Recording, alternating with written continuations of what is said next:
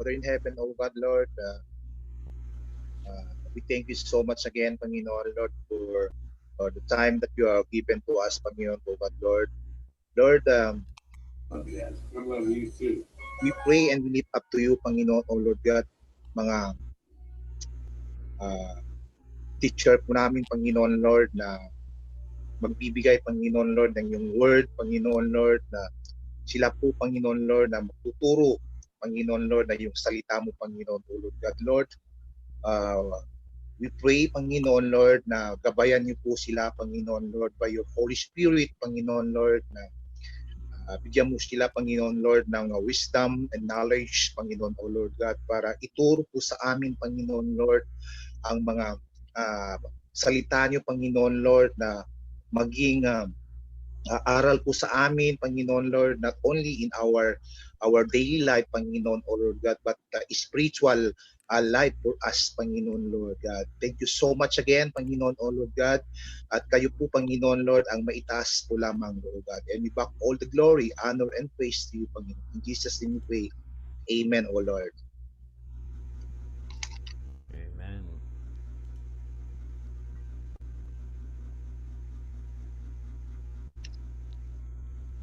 Brother Alex, take it away.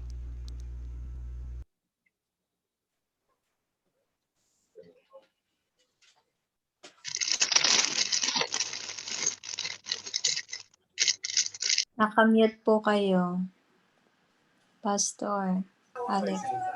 Hello. Hello. Po, magandang gabi po. Ay, good evening. Opo. Kumusta na? Mabuti po. Ilan ba kayo ngayon? Ilan ba tayo ngayon? Wala pa si Jeff, no? Nandito na po. Nandyan na? Opo. Kami po yung bago. Okay. Si Dahlia at saka si Rick. Apo. 9 po tayo lahat. 9? Si Joanne, si Glenda. Masali ako Si Mark. Siyempre si Mark nandyan. Sino yung isa? 9 tayo kasama ako. Opo. Okay. So, sino pa ba ang hindi ko na-mention?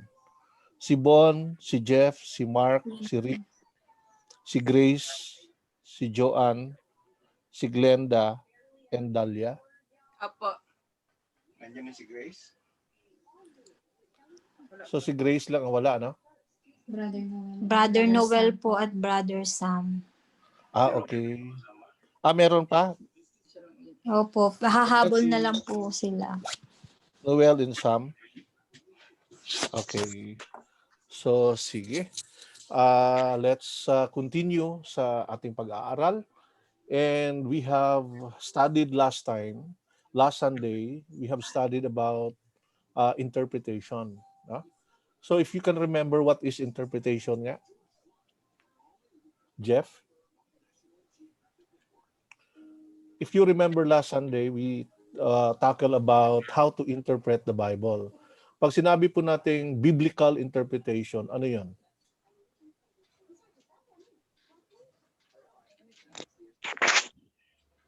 Yung ano po, kinukuha po natin yung meaning po nung passage.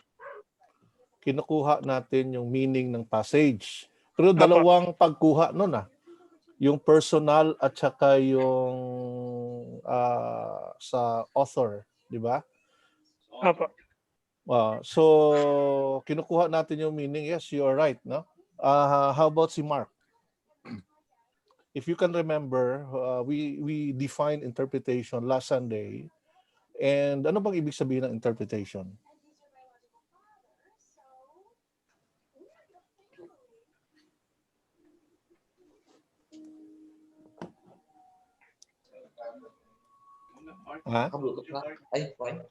Si Mark? Apo. Ibig to interpretation po to explain the meaning. Okay, explain the meaning. Opo. Sino mag-explain? Kaninong explanation dapat ng meaning? May keyword tayo last Sunday. Yes, yes. Interpretation is about, 'di ba, yung tanong, do you understand what you are reading? Ba, interpretation is about understanding the Bible based on the original intent of the author for his original audience. Yan. So hindi po sa atin nanggaling yung understanding. Nanggagaling po yon doon sa author, original author, para sa kanyang original audience.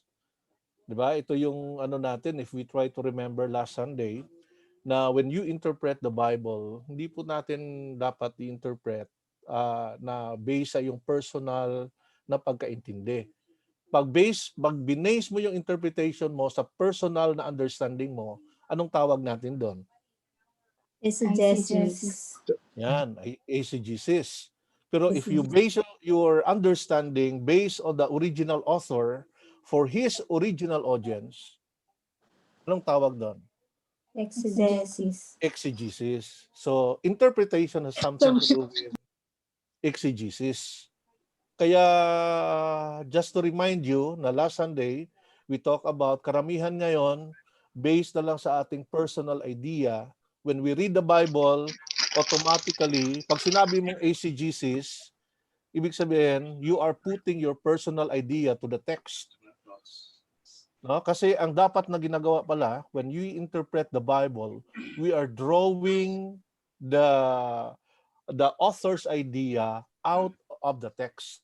Yes. Okay? So Amen. magkaiba. Kasi pag din-draw out mo yung idea, bakit kailangan i-draw out yung idea ng author?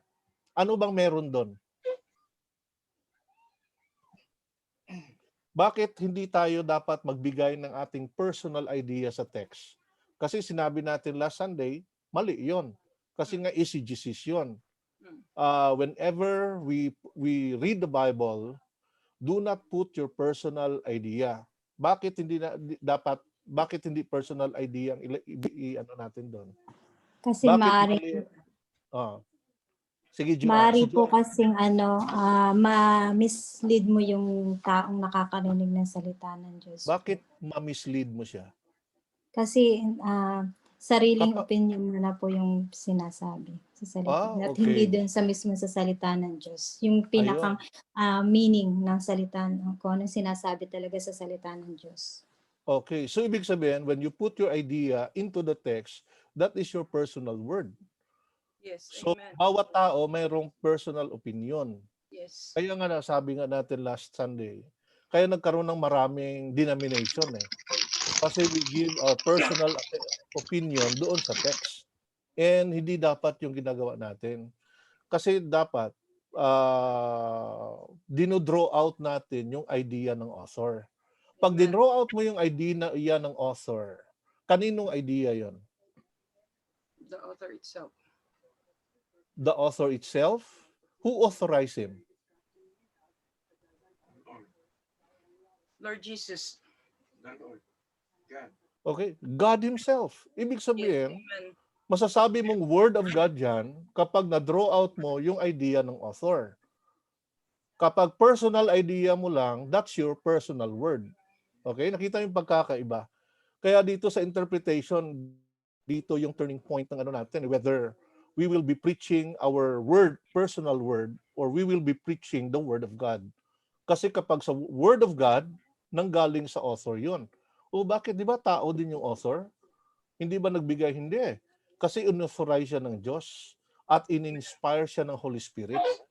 Kaya pag sinabi mong yung message mo was led by the Holy Spirit, was the Holy Spirit message, it means nag-draw out ka ng idea from the author.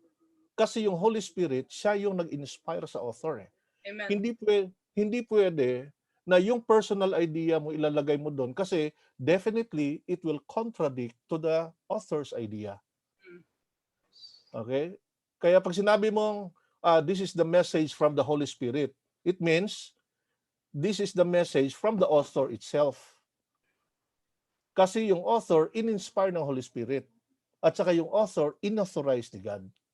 Amen. Kaya hindi mo pwede sabihin na nilid ako ng Holy Spirit. at hindi ka mo kinuha yung hindi ka nag-exegete, problema 'yun. Kasi malamang personal idea mo lang yung binigay mo sa text. Any question doon? Okay? So alam na natin 'yon, no? We discussed it already, of course, except yung mga hindi nakadalo last Sunday. Cope up na lang po kayo. Then another one, since ang idea di ba doon nang gagaling sa text. So anong gagawin natin para maintindihan natin yung text? Para ma-interpret natin yung text, ano dapat ang gagawin natin? Mayroong 3 principles tayo. Mayroon tayong principle na inaral last Sunday. Yeah. Anong gagawin natin? Si Joanne. Think as author thoughts po. Okay, we need to think. Ibig sabihin, we need to recreate the writer's experience, di ba? Ibig sabihin, paano ba niya sinulat yon? So yun parati ang tanong sa interpretation. Hindi yung personal idea mo, kundi you always think about the author. Yes. Ano ba yung sinasabi ng author dito? So we need to think as the author thought. Ano pa? Yes. We need to think what the author felt. Feel as the We author need to feel as the author felt. Definitely, when the author wrote it during their time, kasama yung emotion niya doon. Hindi lang yung idea ang binigay niya, but then meron siyang ina-address na problem. Di ba? Kaya ano bang nararamdaman ng author nung sinusulat niya yung book na yon? Kaya sinabi nga natin last Sunday, ang Bible ay merong 66 books. And there are more than 40 authors na sumulat na inauthorize ng Diyos.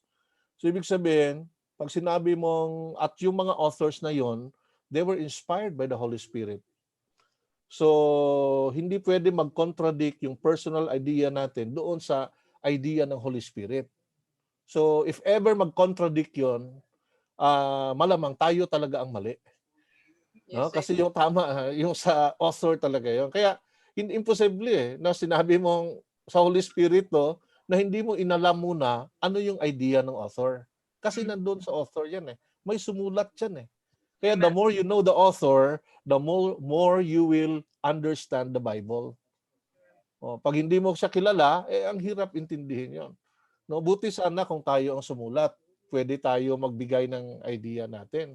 Pero hindi naman tayo ang sumulat, hindi atin yan That is an ancient literature. Matagal nang sinulat yan. So we need to think as the author thought. No, isipin mo during the time of writing ano bang iniisip ng author. Then we need to feel as the author felt. Ano ba yung nararamdaman niya? Saan natin na makikita 'yon? No, doon din sa writings niya. Patay na yung author Paano natin malalaman yung thought niya? Sa writings niya. Paano mo mararamdaman yung nararamdaman niya? Sa writings niya rin. Then, sabi natin yung pangatlo. Ano nga yung pangatlo, Jeff? Jeff? Nandyan pa ba si Jeff? Ay, Pastor, hindi ko na po nakuha yung pangatlo Ang nasulat ko lang po yung think tsaka yung feel lang po.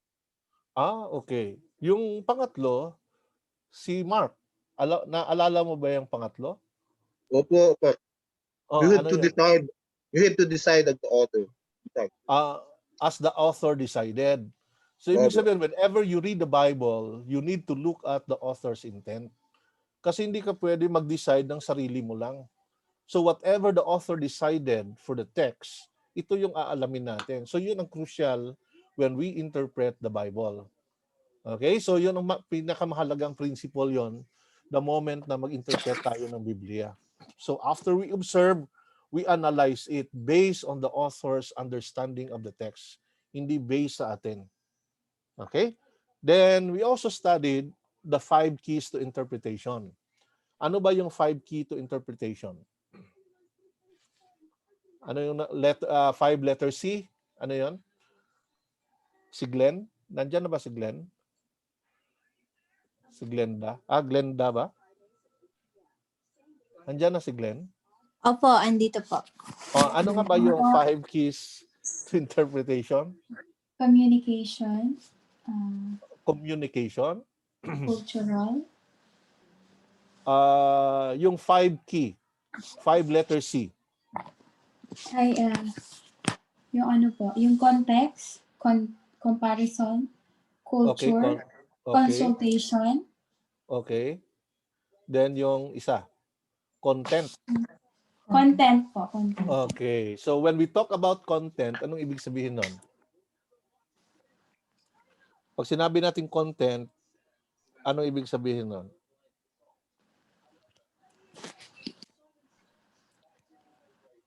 Kasi key siya eh.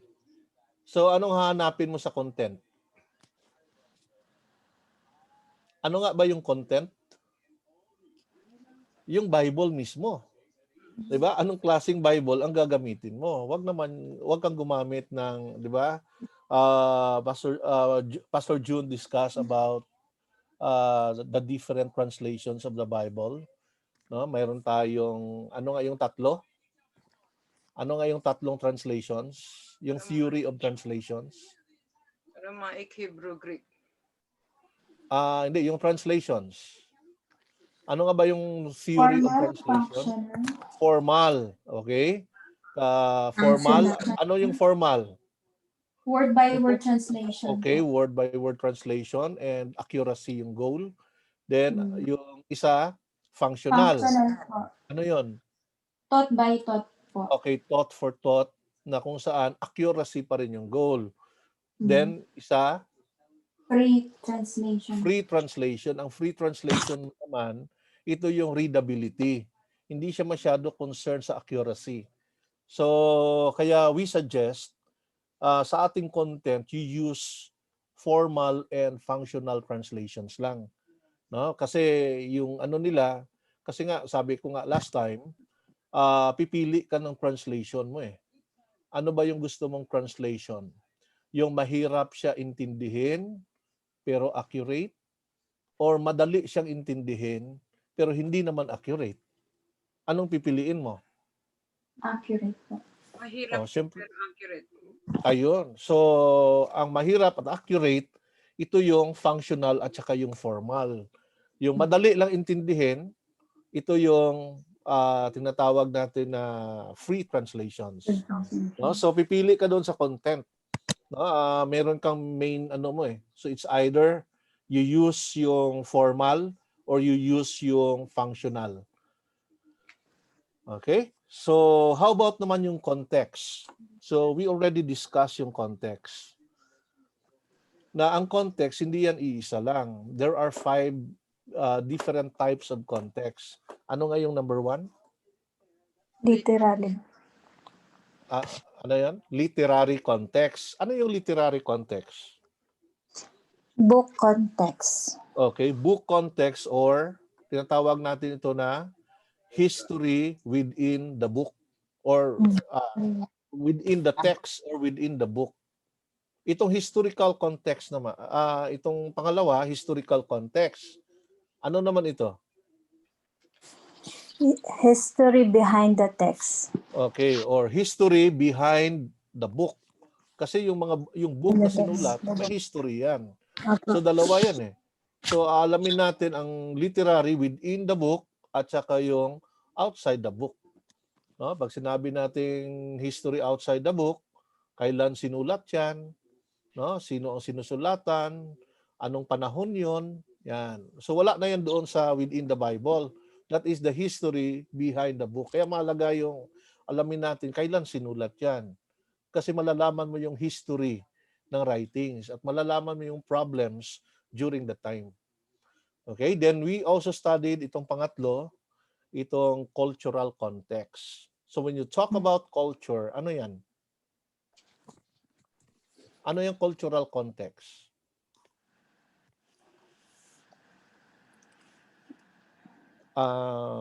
Okay. It's about It's about po sa mga traditional or mga traditions. About si Dahlia, pag sinabi mong culture, anong ibig sabihin nun? Yung norms po ng lugar. Kumbaga, Okay, ng lugar yung kanilang at saka gawi. at saka Yung kanila pong mga gawi at nakasanayan. ayun, yung lifestyle, no? Mm. So every place merong iba't ibang lifestyle, no? Kagaya sa atin dito, no? Pag sinabi mong Bicol, anong pagkain ang masarap doon? Ginataan. Ayun, pag sinabi mo Ay. namang Ilocos, anong masarap doon? 'Di ba? Meron ng mga ibig sabihin, Identify.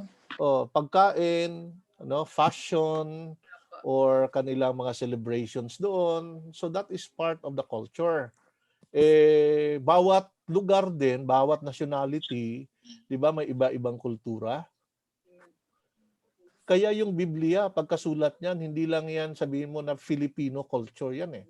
Kasi ang problem natin minsan, when we read the Bible, we thought of Philippine culture, which is hindi. Kaya pag binasa mo yung Old Testament, anong kultura dapat yung iisipin natin? Okay lang yun. Ha? Ano po?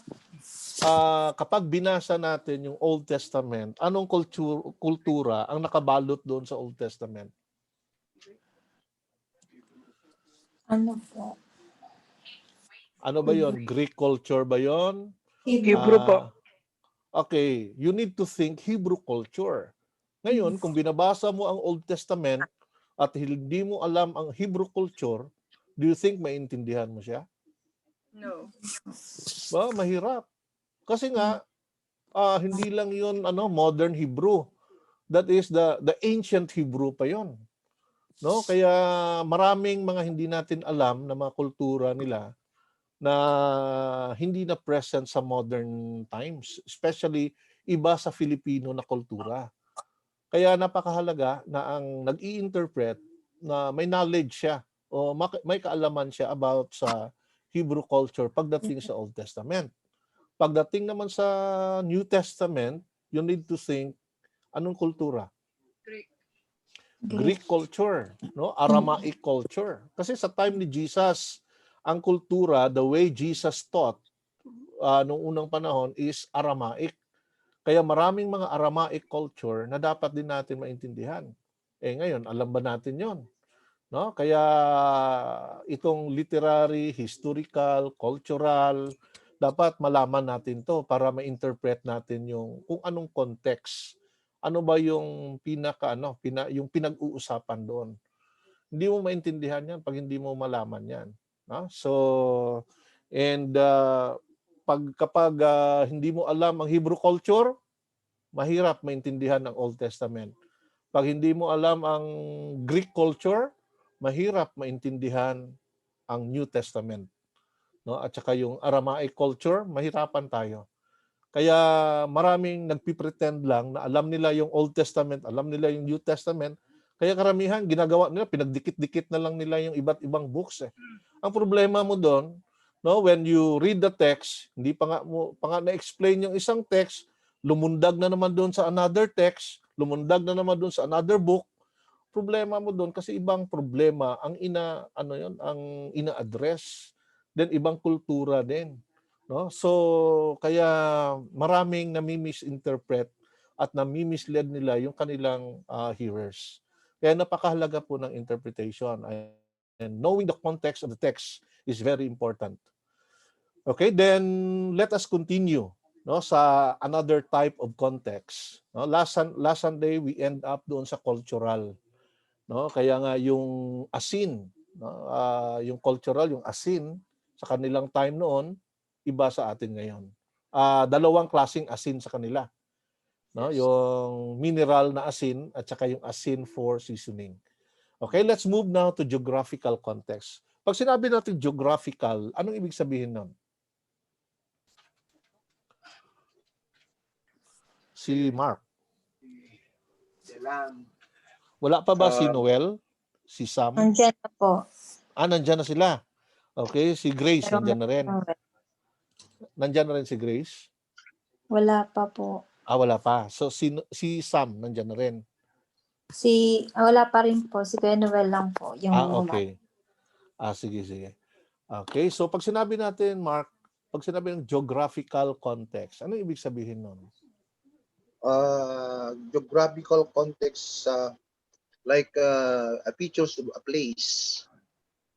Okay? Pag sinabi mong geography, it talks about the place, yung feature ng place, Location. no? Location, ano pa? Ano po, territorial boundaries po. Okay, boundaries. Okay, ano pa? Pag sinabi mong geographical, no, even yung terrain, no? Ano ba yung ano niya? Anong elevation niya? Ano yung mahalaga ba 'to? Yes, amen. O bakit siya mahalaga sa pag-aaral natin ng Biblia? Para mas ma-describe po talaga ng kung ano talaga yung lugar, para mas malaman kung Bakit kailangan mas malaman talaga natin yung lugar? para po yung distance of time, lalo na po sa pag-travel with regards po sa halimbawa sasabihin na at lumipat sila sa kabilang kung ganong kalayo yung travel nila during those times, not unlike today na may mga transportation. Okay. So not only that, no, na malaman natin, unang-una hindi tayo familiar. Then nakasulat 'yan sa Biblia eh. Pag sinulat 'yan sa Biblia, dapat alamin natin at maintindihan natin. Kasi nga taga Pilipinas tayo. Ilan na ba sa inyo nakapunta ng Israel? Sino nang nakarating sa Israel? Dream pa lang po. Ha? Sa panaginip pa lang? Pinapangarap pa lang po. Sa pangarap pa lang. Kaya nga, ang problema natin, yung ating Biblia, hindi yan sinulat sa Pilipinas. No? Kasi kung sinulat na sana yan sa Pilipinas, mas madali nating maintindihan. Pero hindi yan sa atin sinulat eh. Ang karamihang mga places na mga sinasabi niya, no, nandoon bali sa sa Palestine, no? Kaya it's our duty, if you really want to teach the Bible, dapat maintindihan 'yon. Kasi nga ang interpretation is pag-intindi. So ang daming mga places na na may mention diyan. Kaya like for example, ito. Okay, next. Next natin? Slide. Yan, ito.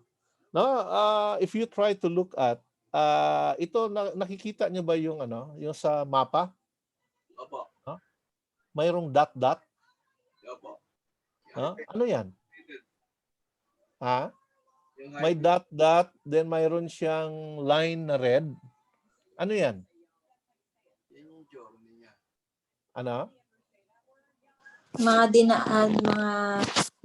dinaanan ni Abraham yung journey niya. Ayun, dinaanan ni Abraham, no, sa Genesis chapter 12. Ano bang sinabi ng Diyos sa kanya? In Genesis chapter 12, nagkaroon ng calling si Abraham sa Panginoon.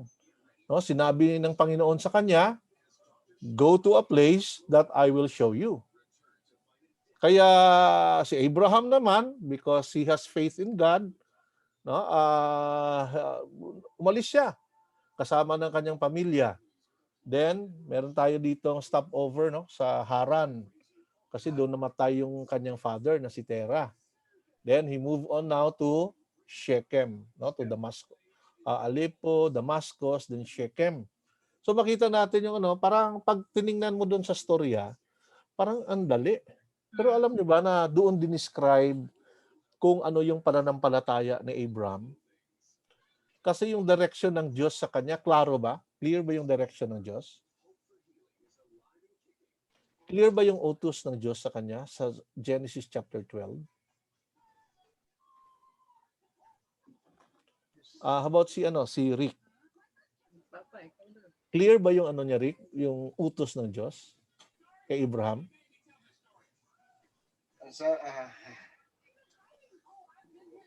Sabi, anong utos ng Diyos sa kanya? Genesis chapter 12. Anong utos sa kanya? Go to a place that I will show you. Clear, hindi? Yes. Clear? Like for example, ikaw Rick, kung uutusan kita, pumunta ka doon sa lugar na ituturo ko sa iyo. Clear ba yun? Hindi. We need direction po. Ah? Ah, Clear? Hindi. kasi sabi niya, I will show you eh. Oh. Papakita pa lang niya. Pero kung sinabi niya siguro, go to northern place that I will show you. Medyo clear. Kasi may direction. Go to eastern place that I will show you. Pero ito wala eh. Kaya doon mo nga makikita yung faith ni Abraham eh. Na even though hindi clear yung utos ng Diyos sa kanya, but he obeyed the Lord. Kaya he is a man of faith eh. Kaya makita mo dito, at saka kung titingnan mo, bakit kaya?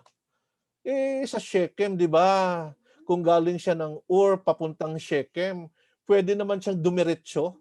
Di ba mas malapit kung didiretso siya? Hindi na siya aakyat sa taas. Nakita niyo yung mapa? Hindi na siya pupunta ng Haran. No? Kumbaga, Ur, diretso na siya doon sa Shechem. Di ba? Mas malapit yung ano doon? Siyerto po yan eh. Ayun. So, ibig sabihin, Rick, alam mo yung ano, geographical context. Kasi ito palang dinaanan ni Abraham. Ano pala to? Ang tawag nila nito noon, ito yung King's Highway. No? Kasi dito nga, kung didiretso sila dito, maraming kaaway dyan. At saka ano yan, madugo yung ano dyan. Kaya kailangan nilang dumaan doon sa highway. Tinumbok lang talaga nila yung highway. Kaya makikita natin dito, parang andali, ano? Abraham came from Ur, then pumunta siya sa Shechem or sa land of promise. Parang anlapit lang. Pero yun pala, that is approximately around 955 miles. Ilan ba yon? If you're going to convert it to kilometers, ilang kilometers ba yon? 955 miles. Ilan po? 955? Sino mga mathematician dito? Calculator na lang po. Pero ibig sabihin, approximately around 1,500 kilometers po yun. 1536. 1536. So, saan na yun? Nag-travel ako from Manila, no? Kami ni Bong. Nagbiyahe kami papunta from Manila hanggang Davao City. Kilometers. 1,500 kilometers. Ganun pala kalayo yun. No? 48 hours yung travel by car ha. So hindi by car. Pero kung lalakarin mo yon, ibang usapan yon. No? Kaya ganun pala ka-faithful. Kaya napakahalaga nung geographical context eh. Kasi malalaman mo ngayon, bakit kaya tinawag si Abraham man of faith? Bakit kaya siya tinawag na father of faith? Tingnan mo naman yung kanyang paano siya sumunod sa Diyos. Amen. Na kahit minsan hindi clear yung utos ng Diyos, pero sumusunod siya. Diba? Hindi clear yung direction, pero sumusunod siya. Tayo minsan, clear na, sinulat na sa Bible, hindi pa, sumunod. may ebidensya na, clear naman siya. Hindi pa rin susunod eh. Pero we still claim na we have faith in God. Diba? Kasi yung totoong obedience pala, coupled with, ang faith pala is obedience yon. Kaya pag sinabi mong you are believers of Christ, ibig sabihin you are obedient to Christ. May faith ka kay Christ. Yan. So yung taong may faith kay Christ, sumusunod. Amen. So si Satan, ayaw niyang sumunod. Alam na niya, pero kilala niya ang Diyos pa, ayaw sumunod. Kaya ganun din yung tao na kilala na niya ang Diyos, may faith siya sa Panginoon, pero hindi sumusunod. Hindi totoong faith yun. So, kasi walang pagsunod eh. Kasi ang totoong pananampalataya, sumusunod sa Diyos. Ganon din si Abraham. Okay? So, another example. Okay, next slide. Yan. Ito naman. If you remember, ito naman yung journey ni Joshua going to Jericho. No? Kaya nung inutusan ng Diyos si Joshua, sabi niya, tumawid kayo doon sa sa Jordan River. May idea ka ba about ano kaya yung Jordan River? Parang malaking issue sa kanila 'yon. Natatawirin. Parang napakalaking obstacle. Pero pag titingnan mo dito sa mapa, isang river lang pala 'yon nagdi-divide sa yung sa Moab at saka yung sa sa Israel, no? Kaya yung Jericho pala sa lang 'yun. Kaya pag may mapa ka, makikita mo ngayon dito kung paano yung location, no, ng Jordan River. No, napakaliit, isang river lang pala 'yan. Bakit kaya nahirapan si Jericho during Joshua during that time na tawirin to?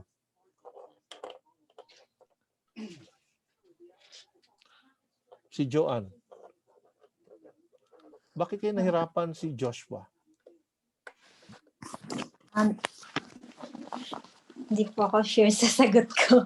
Pero paano kasi po parang pong napapalibutan siya ng ng wall.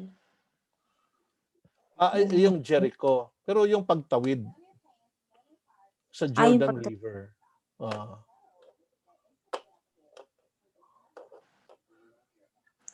Kasi may takot siya sa naramdaman sa puso niya. Bakit siya natakot? Ano lang naman yun eh. River lang naman yung tatawirin niya eh. Actually, sa kabilang sa kabilang pampang, nandun na yung Jericho kaagad eh. Ang laki ng issue sa Joshua. Natatawid sila ng Jordan River. Ano bang meron sa Jordan River? Now, if we will know itong location ng Jordan River. Kasi if you see sa mapa, 'di ba merong tinatawag dito na yung Sea of Gennesaret or ito yung Sea of Galilee. No, dito naman sa mountain ng Kadesh, nandiyan yung snow eh. So there are times kapag winter, yung patunaw na yung mga snow, pumupunta yan sa Sea of Galilee, then dadaan yan ng Jordan River. Itong Jordan River, ito pala yung nagko-connect dito sa Sea of Galilee at saka yung Dead Sea. No? So ngayon, there are times na patunaw na yan during the time ng inutusan sila na tumawid, baha. Ang laki ng tubig at saka ang hirap talaga tawirin. Maano yung tubig talaga. Kaya it takes them faith, no? It takes na mahati yung Jordan River para talaga makatawid sila kasi nga malaki yung water eh. Because there are times pala, pero pag titingnan mo yan sa mapa, parang yan eh, kung ngayon na panahon, parang dried up na river. Ang daling tawirin. Pero during their time, may time na tumataas talaga yung tubig. Kaya dito din, makita natin kung ano yung direction nila, no? Itong red na dito, ito yung direction nila, paano nila kinonquer yung promised land. Ito yung pag-spread nila. Yan. Okay, so mas maintindihan mo ngayon yung text, no? Especially yung narrative ng Joshua. No? So mas maintindihan mo siya when you begin to look at the map. Okay? So na-appreciate nyo ba yung yung map? So that's why sa pang-interpret natin, if you want to understand geographical context, hindi lang mapa, mas maganda kung meron kayong atlas. Yan, kasi yung atlas hindi lang niya binibigay yung drawing ng yung location, dinidescribe din niya kung anong location doon. Gaano kataas yung bundok doon, natatawirin. Yan. So mahalaga 'yon, mayroon kayong mga tools. So if you want to know the different context, napakahalaga ng tools. Okay? So tapos na natin pag sinabi nating literary context, no, the history of the book. Then pag sinabi na historical context, history behind the book. Pag sinabi natin cultural, lifestyle during their time. At itong geographical naman, these are the geographical locations na nila. It talks about topography, talks about elevation, no, mountain ranges surrounding them. Yan, napakahalaga po noon when we study the Bible. Kasi minsan pag natin sa Bible minsan basahin lang natin eh. No? So next naman, ito naman yung theological context. Ano itong theological context? Yan. Pakibasa number 1. Glenda. Sige na tayo. Asan ba yun? Ayan. What did the author know about God? Yan. So, bakit mahalaga yan? Na malaman natin. Kailangan malaman po kasi kung hindi mo po kilala kung sino yung nagsasalita, ay hindi mo po maiintindihan hindi mo po maiintindihan at mai-share ng maayos yung talagang sinasabi ng Panginoon. Yan, totoo yun. Kasi nga, yung author, mahalaga bali yan kung, like for example, if they will consider a certain book about sa canonicity, na pagpili nila kung ano yung include sa canon.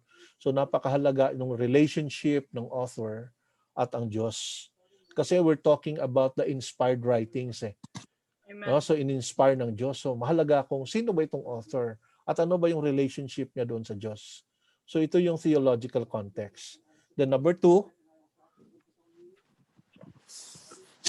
so maganda din to, no? Itong question number 1, isama nyo to doon sa observation question nyo. So who is the author and did the author know about God? Then number 2, pakibasa daw Mark. What was the relationship of his reader to God? How did people worship God at that point? Okay, bakit mahalaga to?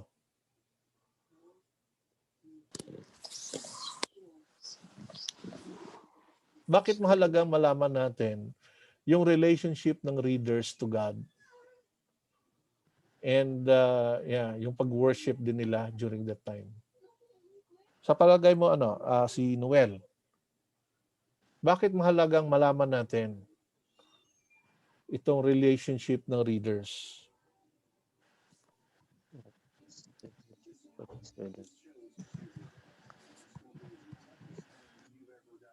Hello po, magandang gabi po. Yes, good evening. Try ko lang pastor. Yeah. Ang tanong po dito, what was the relationship of his readers to God? So, para sa akin po, dapat natin pong malaman kung ano po ang ating audience na binibigyan natin ng mensahe, dapat na binibigyan ng mensahe dahil hindi naman po lahat ay mananampalataya o hindi po lahat ay o unbeliever. Dapat na malaman kung ano ang totoong relasyon ng audience, kung meron ba silang relasyon sa Panginoon o wala. Okay. Itong tanong dito sa theological context, wala pa tayo doon eh. No, hindi pa kasama tayo doon. So ibig sabihin, yung readers noon, yung original readers, no, yung original readers niya, ano ba yung relationship niya sa Diyos? Yan. So bakit mahalaga 'yon? Kasi nga pag sinabi na ano ba yung usual na relationship ng readers at saka ng Diyos? Generally, ano ba yung relationship nila sa Diyos ng readers?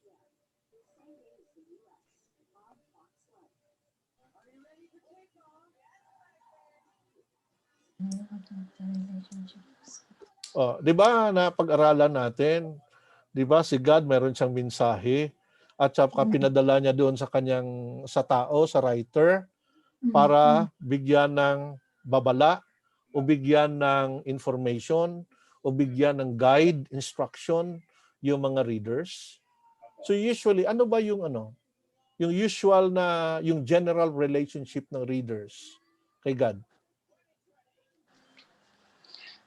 Maghayag ng salita ng Diyos. Kung ano yung pinapasabi ng Diyos. So ibig sabihin, sila? Herald? Okay, ganito. Ano bang tawag natin sa Old Testament? Hebrew. Anong tawag natin dyan? Old Testament or Old Covenant? Old Covenant. Okay, so ang New Testament naman, tawag natin doon New Covenant. New Covenant. Okay, lahat ng readers sa Old Testament at saka sa New Testament, we call them covenantal people. Yan. So ibig sabihin, definitely, itong relationship ng mga readers to God, they are the covenantal people of God. So sa covenantal people, sino ba yung covenantal people dito sa Bible? Sa Old Testament, ang covenantal people, ano? Ano po? Tama, may sinabi ka. Si Joan. Israel. Mga Israelites. Yan. So ibig sabihin, doon nagkaroon ng covenant si God through kay Abraham. No? Na kung saan na-form bali itong Israel. So sila yung covenantal people. So ano bang relationship ng covenantal people, yung Israel toward kay God? 'Di ba? So sa Old Testament makikita natin 'yon. No, mga matitigas ulo 'to, mga hard-headed 'to. 'Di ba? So ngayon makikita mo ngayon yung relationship ng mga readers. Kaya kaya merong mga may mensahe yung mga propeta sa kanila. No? Then another one, ano ba yung relationship? Sino ba itong mga readers sa New Testament or sa New Covenant? Kung Israel sa Old Testament, sa New Covenant, ano naman? Grego. Mga Jews. Mga Jews? Jews yun sa sa Jews Israelites yun eh. 'Di ba? 'Di ba sa sino yung ina-address ng Old New Testament? Yung church po. Yung church, yan. Tama yun.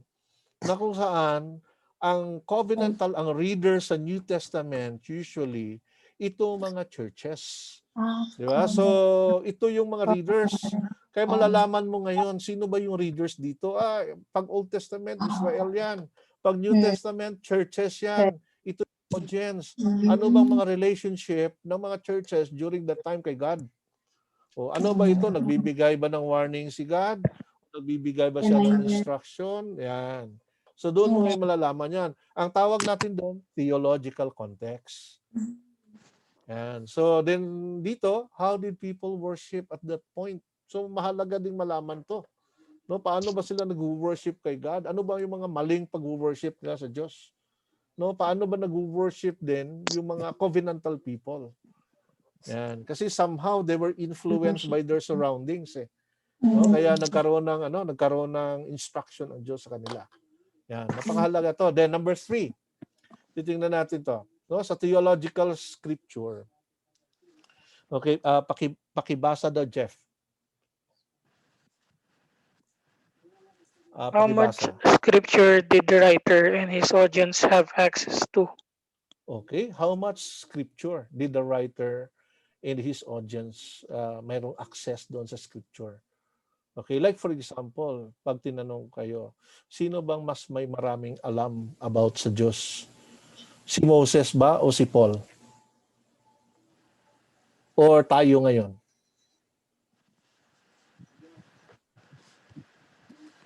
Sige, Rick, tumatawa sana nandun yung mga itsura niya para makita ko yung reaction niya naman. No? Si Rick at saka si Dalia lang. Pwede ba display tayo ng ating mga mukha naman para alam kong hindi kayo natutulog. Amen. Amen. Open your camera. Yan. Mas okay yan kasi at least nakikita ko kayo at nakikita nyo din ako. Yan. So, si Noel, hindi ko pa nakita si Noel ha. So, okay. So sino sa palagay nyo ang may maraming alam sa Diyos? Si Moses ba? Si David ba? Si Paul o ikaw? Sa tingin nyo? Siyempre po yung mga taong, kasi po noon talagang makikita natin na si Lord talagang direktang nangungusap kay Moses eh. Oo. So kilala niya si Lord closely. Kilala niya si God. Okay. How much scripture yung access ni Moses? Di ba si Moses, ano yung scripture niya? Di ba yung 10 Commandments lang yung access ni Moses? at Opo. gumawa na lang siya ng other laws. Pero yung original talaga na access ni Moses, yung Ten Commandments eh. How about si David? Ano yung access niya sa scripture? Sa Psalms. Yeah, actually sa time ni David, hindi pa na Yes, ano yun.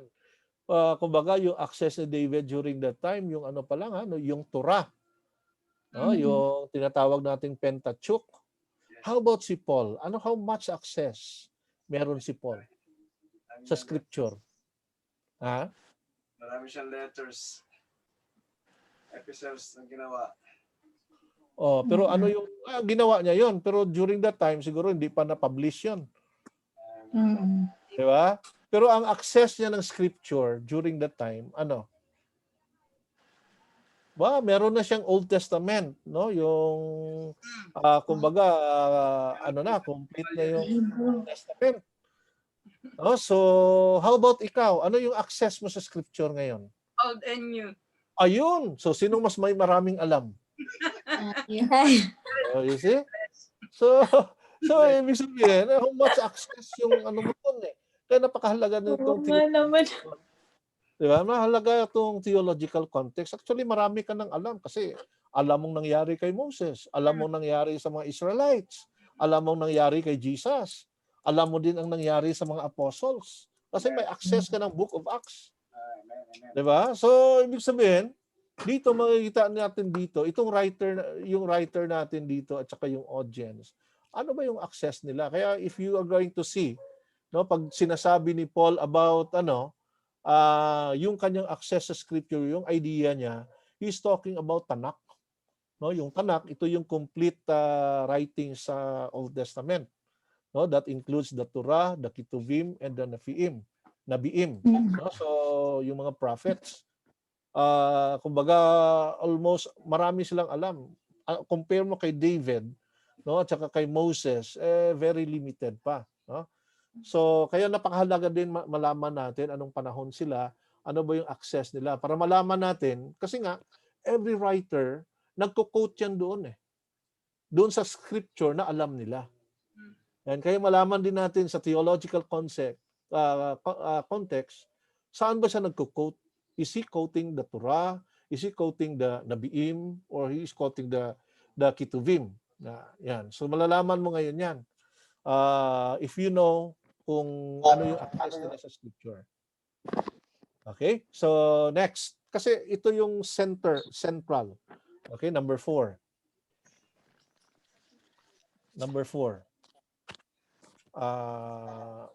Next. Nawala na yata si What other religions? Bradbon.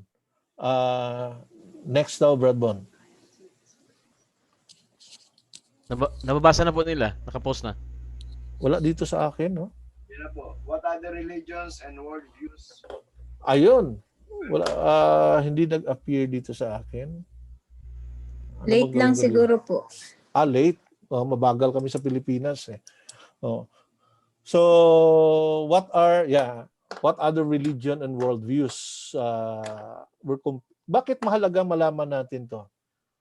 Talking about theological context. Yung religions around them. Kasi nga minsan yung author kumbaga kino-correct niya yung mga religions around them. So like for example si Paul usually, 'di ba, kino-correct niyo yung mga Jews at saka yung mga Gnostics, yung religion ng Greek. No, sa panahon naman ng Old Testament, no, pagan religion naman yung kino-correct doon ng mga prophets. Kaya napakahalaga na malaman natin kasi nga yung mensahe nila, it's about doon sa mga false teachings during their time. Okay? So then number 5. Yan, ito yung central issues. So bakit kailangan natin malaman yung theological context? Yan, pakibasa daw Mark. Si Mark. Central issue, where does this passage fit in the unfolding of Scripture? Yan, ito yung pinaka-central issue Kasi yung passage dapat ma-fit doon sa central issue. Ano ba yung central issue ng scripture? Ano ba yung pinaka-purpose ng Biblia? Bakit naisulat yan?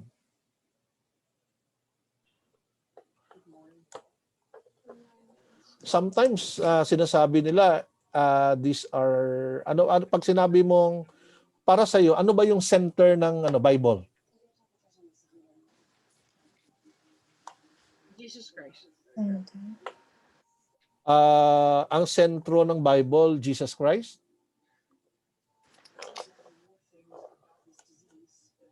Jesus Christ sa progressive revelation, no? Pag titingnan natin si Jesus Christ na unfold siya during na sa New Testament.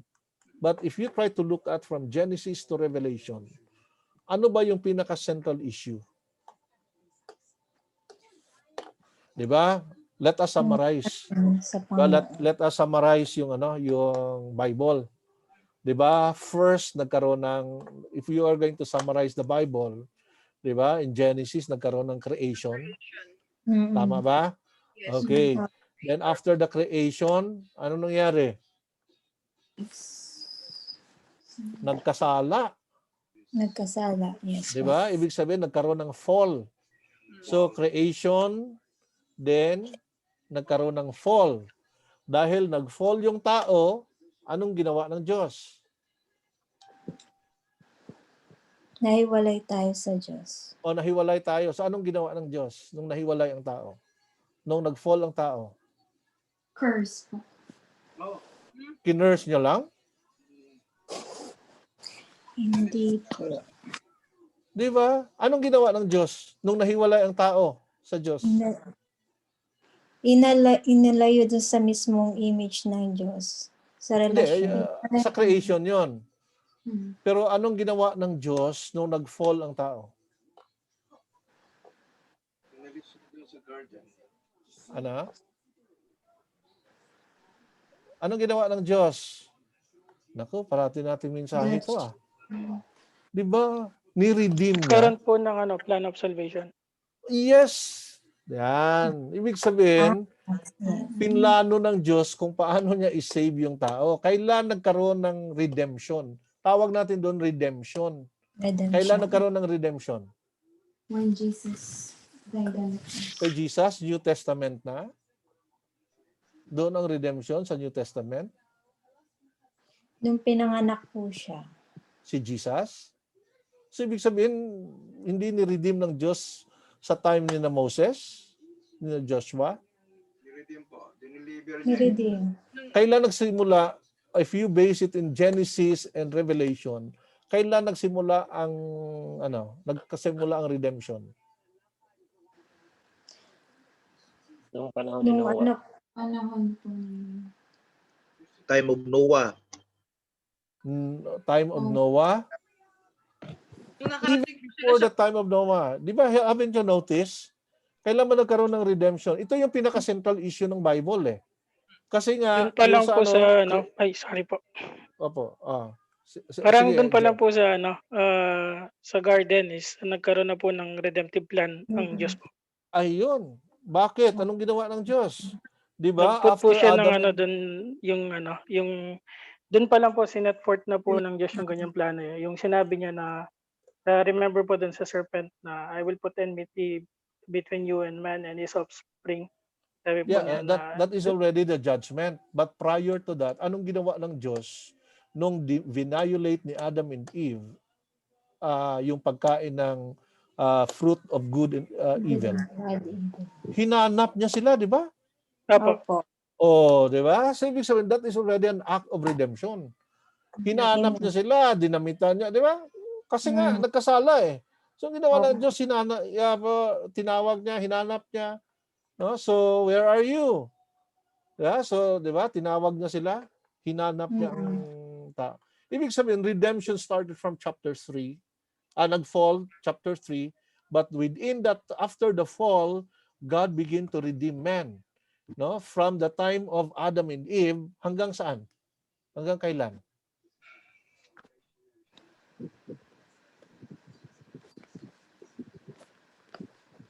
Si Rick. Masaya si Rick Yes, sir. Lagi po ako masaya. Mabuti. No, you have the joy of the Lord. Yes, sir. Okay. Hanggang kailan daw? Hanggang ngayon. Hanggang kailan? Hanggang Yung ngayon. redemption ng Diyos. Redemption plan po ng Panginoon hanggang ngayon, hanggang sa lubuyan. Yes, kasama pa tayo ngayon. Pero doon sa Bible, hanggang kailan? So, Hanggang saang book?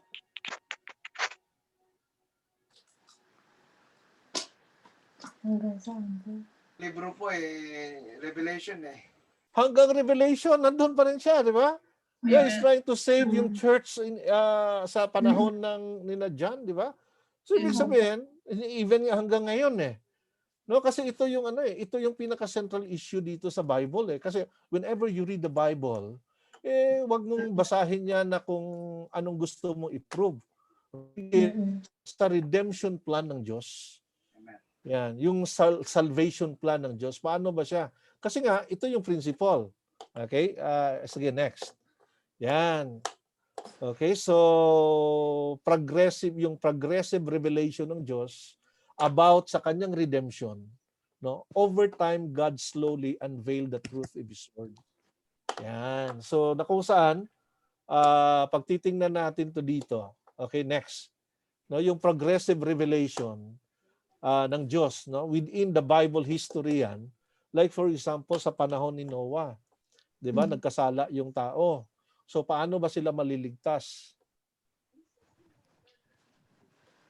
Paano sila maliligtas? Sa ark.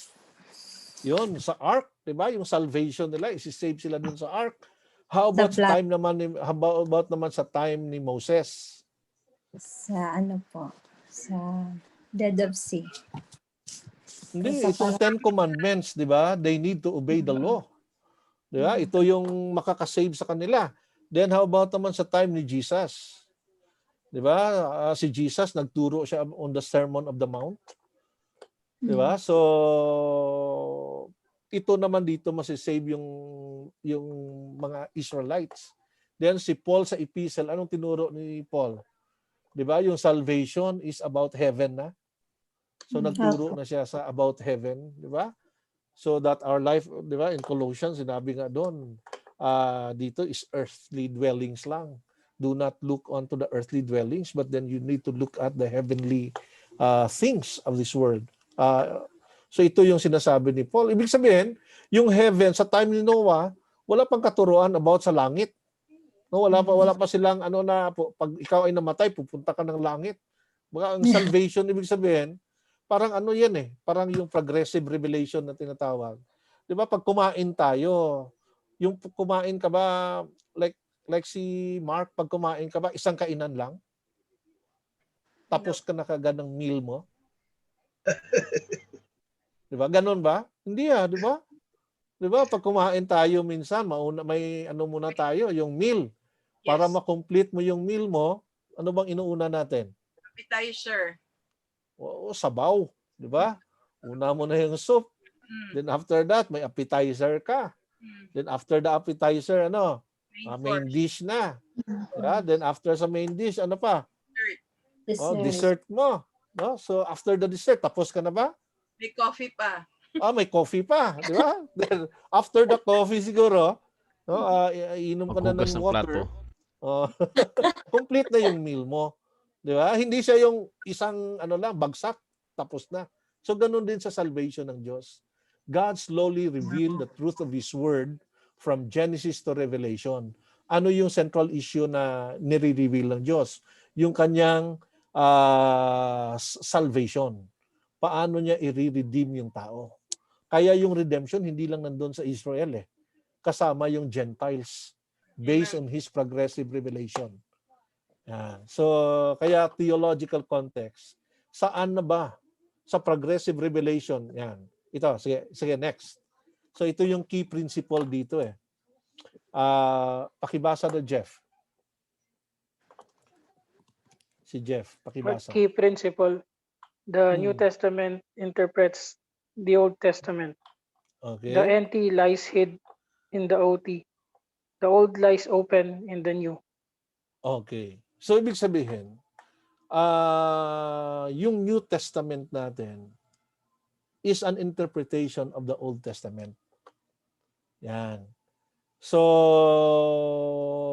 yung mga ano kasi, yung mga New Testament writers, nung sumulat yan sila, ang basis nila is yung Old Testament. At yung mga writings naman ng mga apostles, ang basis nila yung teachings ni Jesus. So, pag titingnan natin, the writings of the apostles, just the exposition of the gospel. Okay? The gospel is the exposition of the Old Testament. No? So, pag titingnan din natin, yung mga writings ng mga prophets, that is the exposition of the Torah. Even yung Psalms, yung mga poetry, exposition lahat yan nung law, yung Torah. Yan. So, kasi nga, ang titawag natin dito, ito yung progressive revelation. Kumbaga, it started from the Israelites, then papunta bali sa Gentile. Ganon ang pagligtas ng Diyos. Okay, so ang central issue dito is salvation, no, sa Bible. Kaya when you interpret the stories, the poetries, the wisdom literature, lahat ng yon, it will always point out to the redemptive plan of God. Yan. So yung redemption ang pinaka-center ng ng Bible. Okay, any question?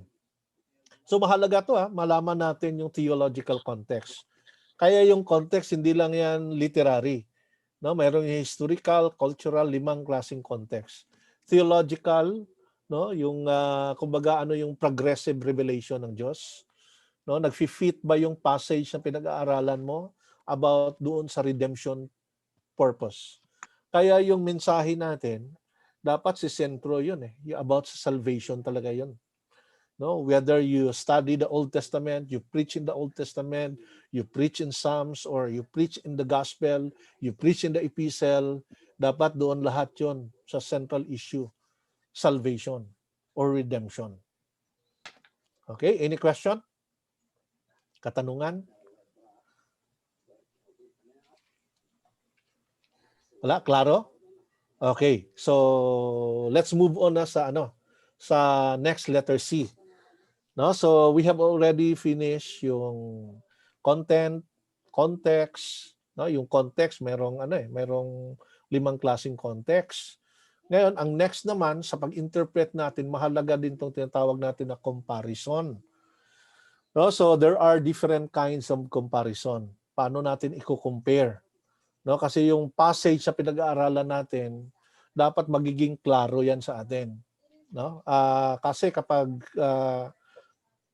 ma-interpret natin ng maayos, so we can interpret also the passage using different Bible versions. Yan. So like for example, okay, next. Like for example dito in Ephesians 4:12, no? Pakibasa daw Dalia. Yan. To prepare God's people for work of service so that body of Christ may be built up. Okay.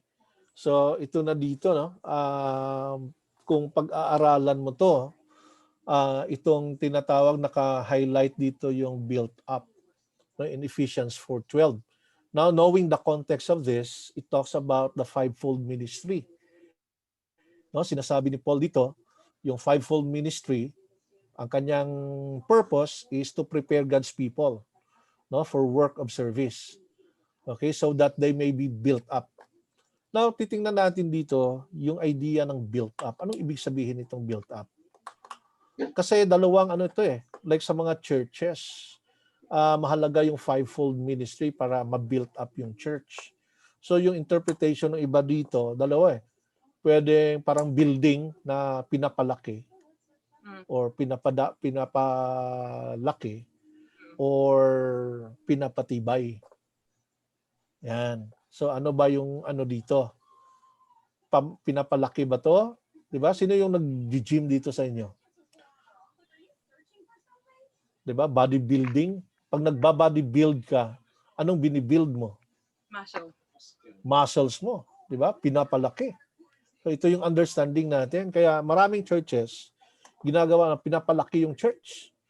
So yung iba naman nakafocus doon sa building. Ito yung ano ng mga apostles, ito yung proof. Kasi malaki yung building namin, ibig sabihin yung ano namin or yung iba naman nagpapadami.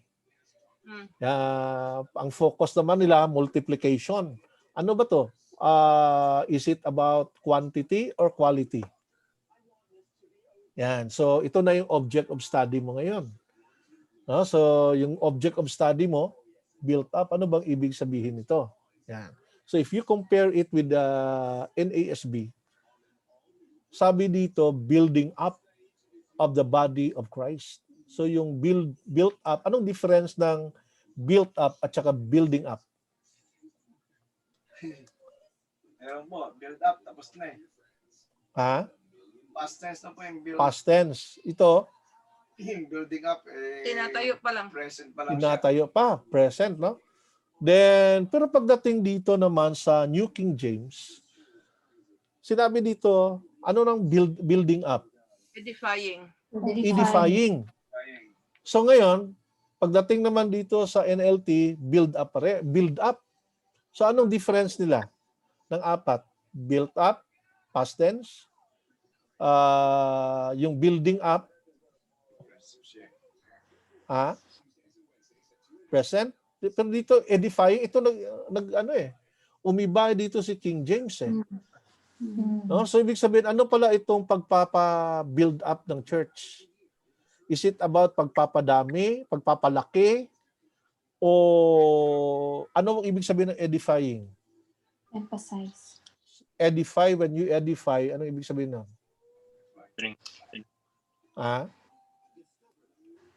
Yes, Mark. Strengthening. No? Pinapalakas. Ano ba to? Pinapalaki o pinapalakas? Pinapalakas. Ayun. So ngayon, by comparing the different translations, mas maintindihan mo ngayon itong, kasi kung isa lang, hindi mo siya maikumpara eh. Wala kang basis na iba.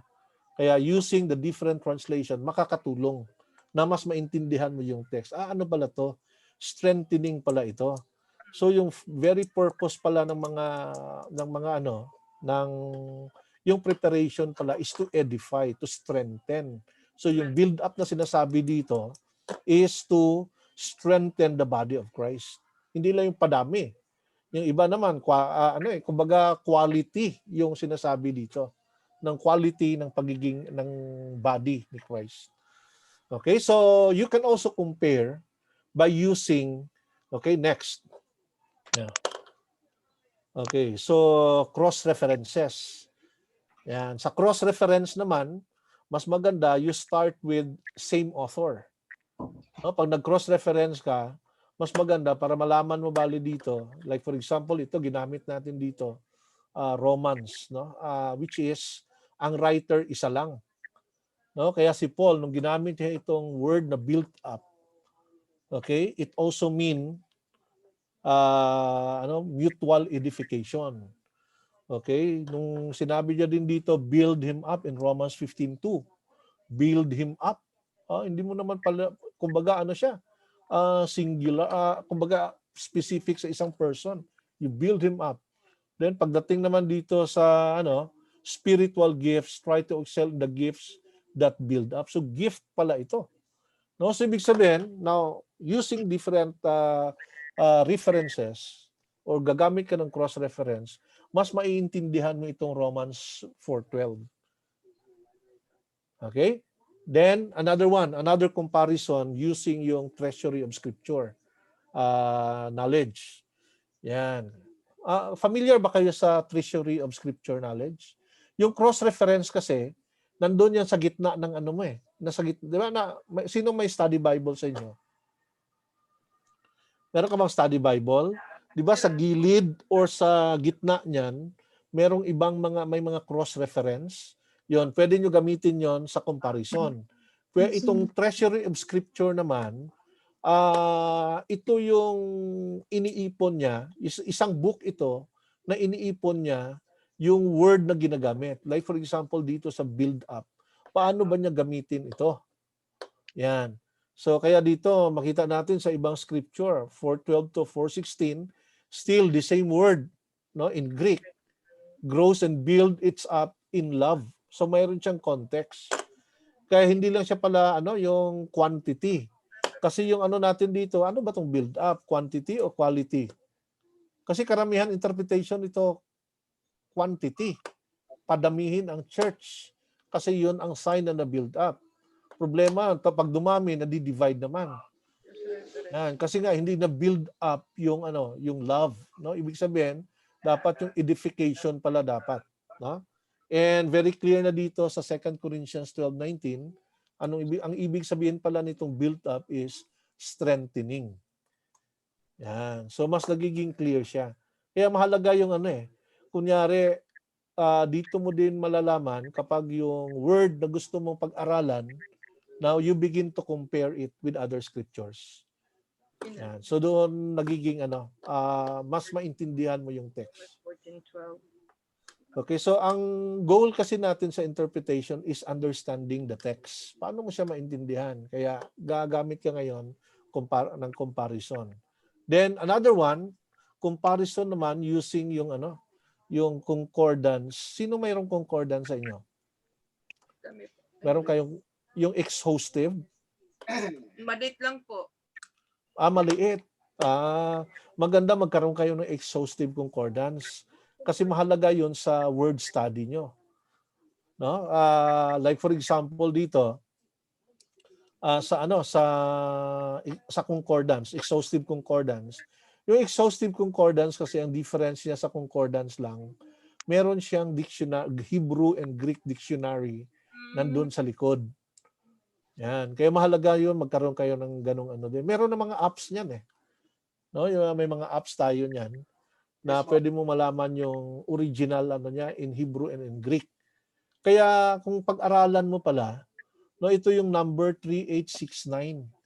Yan, doon kasi sa yung word na built up, pag 3869, pag tiningnan mo yan doon sa mga Greek dictionary mo, yung 3869 pala, ibig sabihin niya oikodome. So sometimes naiiba yung gamit ng mga authors. Sometimes na yung building, or parang construction or physical edifice, to edify, strengthen. Parang nag-i-interchange lang yan sila eh. Pero yung point ng writer doon, iisa lang. So depende sa translator. Anong word ang gagamitin niya.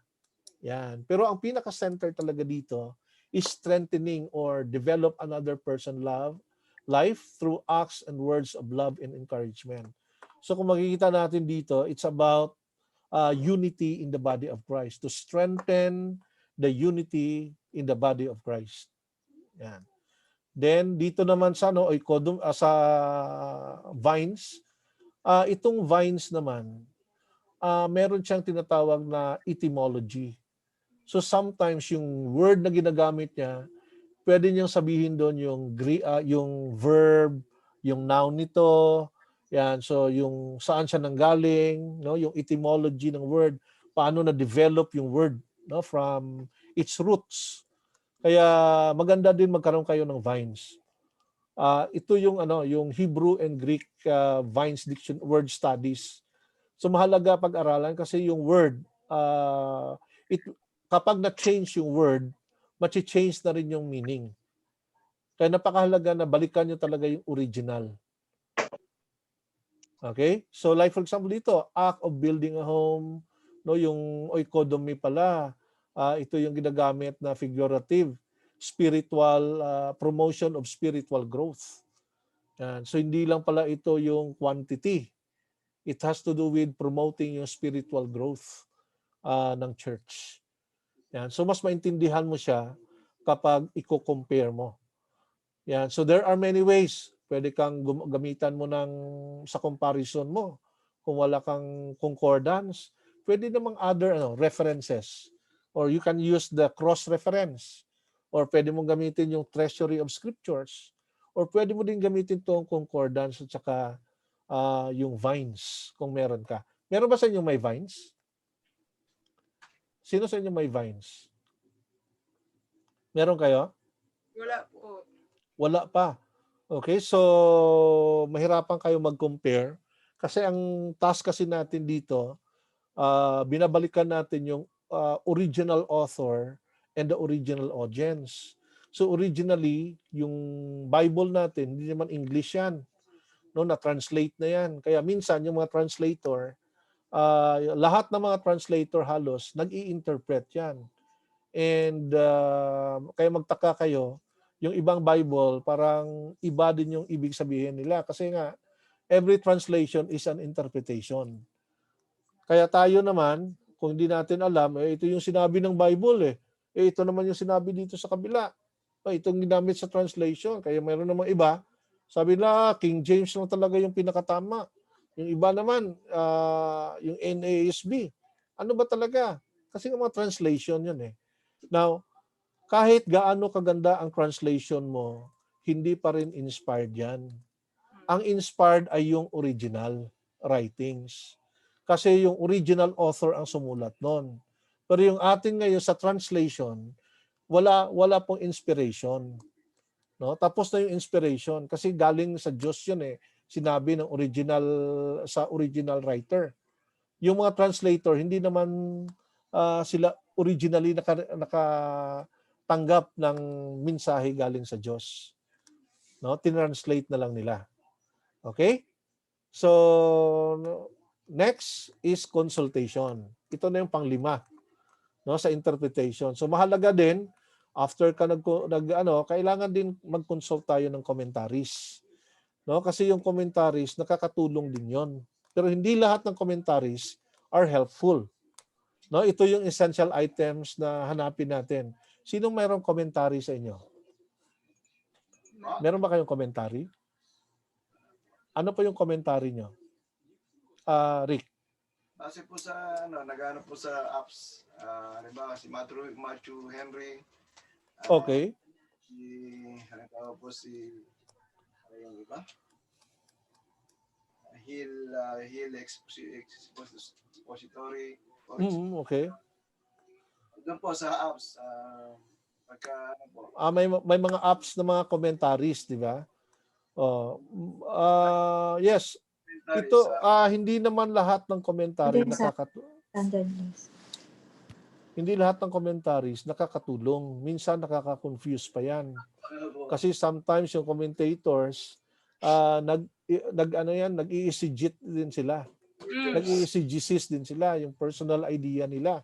Kaya ito ngayon yung mga yung dapat nating hanapin. Pag bumili kayo ng commentary or if you want to look at the commentary, kasi nga kailangan mo i-consult kung tama ba talaga tong in-interpret ko. Ito ba talaga yung interpretation? So just look at the commentaries. Pero yung commentary na makakatulong sa iyo. Ano ba 'yon? Okay, number 1. Bon, pakibasa. Helps on sources and information about historical and cultural context. Ayon. So, yung commentary na nagbibigay ng historical information or yung mga cultural, yon magandang commentary yan. So, wag yung puro idea lang ng commentator. No, kasi minsan puro idea niya lang, gaganda ng idea niya. Ang problema mo naman doon, personal idea niya 'yon Kaya ang maibibigay na makakatulong sa atin when you look at the commentaries, ano ba yung historical context at saka yung cultural context niya. 'Yun, magandang commentary 'yon. Kung nagbibigay siya ng mga sources or information. Okay, pangalawa. Yan. So, meron tayong answers to those manifold content question. Kasi nga, 'di ba, sa observation nyo, inassign sa inyo ni Pastor June yung yung 30 questions, bombard the text with questions. No, so minsan yung mga tanong doon ang hirap sagutin. 'Di ba? Like for example siguro, who is the author?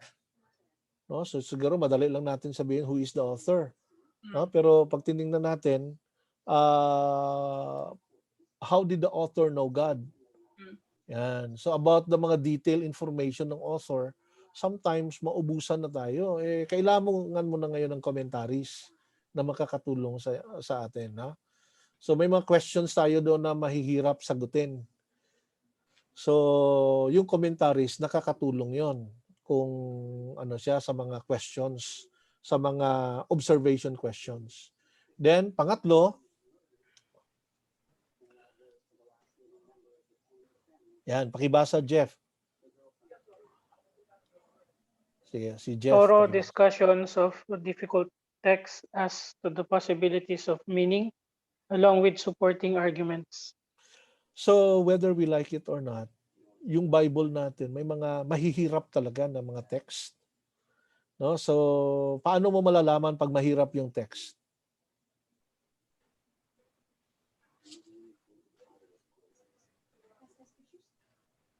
Paano mo malaman na mahirap yung pinag-aaralan mo na text? Yes, Joanne. Si Joanne. Paano mo malalaman? Pag hindi po naintindihan. Pag hindi mo naintindihan, okay? How about si Glenn? Paano mo malalaman kung mahirap yung text?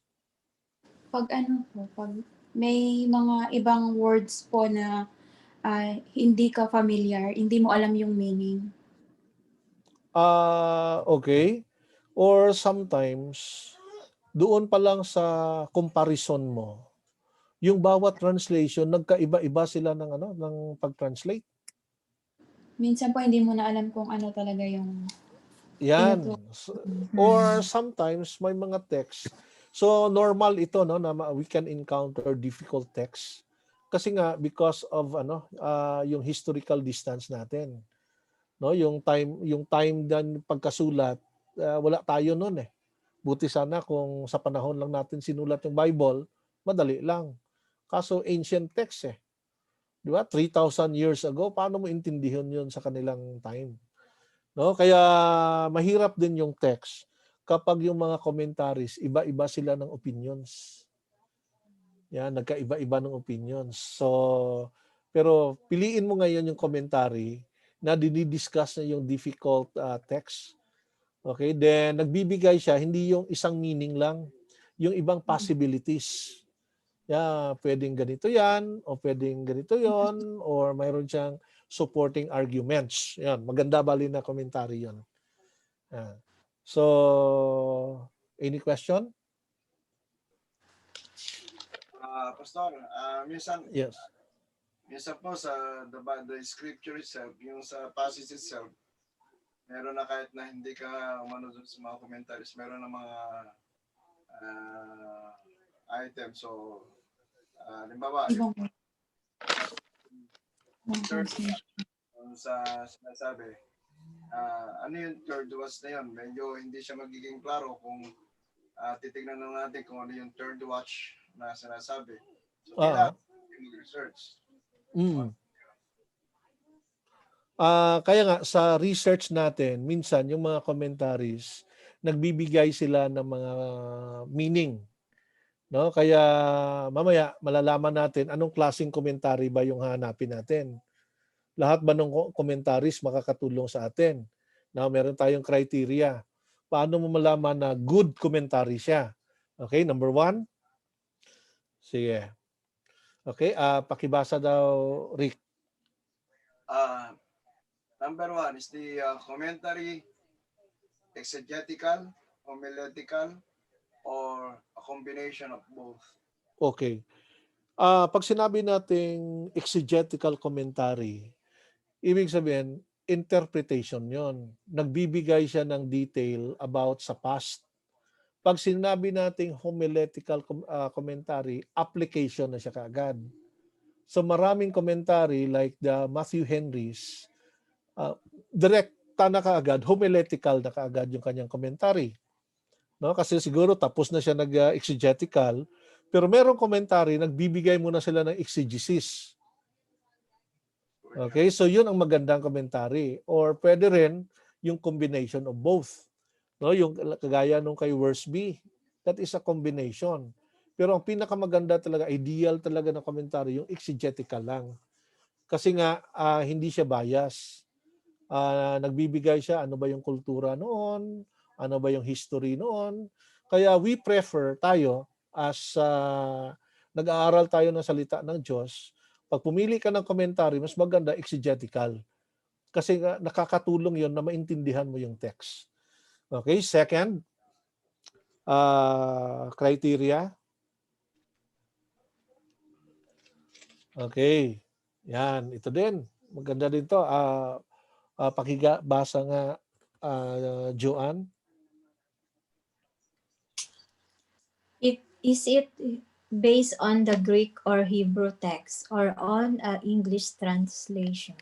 Yan, so mahalaga din to na yung commentary, mayroon siyang detailed na explanation about sa Greek or sa Hebrew text.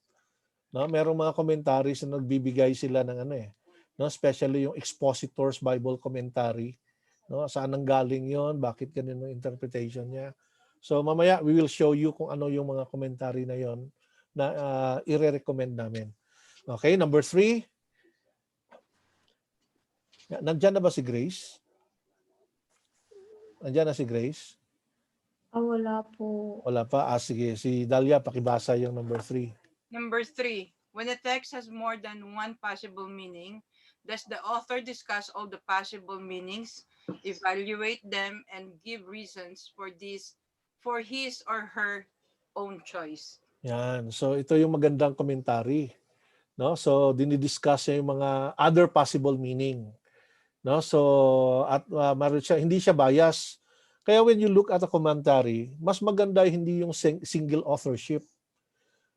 Kasi merong mga commentary na single authorship siya. So isang idea niya lang. Unlike yung mga scholars, may group sila na kasama, may kasamahan siya sa paggawa ng commentaries. Kasi minsan pag isa lang yung author ng commentary, medyo bias siya eh. No, like for example, kapag yung author is Baptist, di Baptist na lahat yung kanyang i-impose niya yung kanyang theological bias. No, kapag Pentecostal naman yung commentator, impose na naman yung Pentecostal na bias. Kapag Reform naman siya, so may biases talaga. Kaya mas maganda yung yung group of commentators. No, okay, number 4. Yan, number 4. Does the author discuss text critical problems? Yan, so every book sa Bible, yung mga authors, meron talagang yung critical problems. Pero itong text critical problems kasi, usually we tackle it doon sa higher criticism na. No? Kasi yung tinuturo namin dito is yung lower criticism. No? Kasi nga mayroong mga kung i-discuss man niya yon, saan siya kumuha ng source, kasi yung source criticism, yung reduction criticism, no?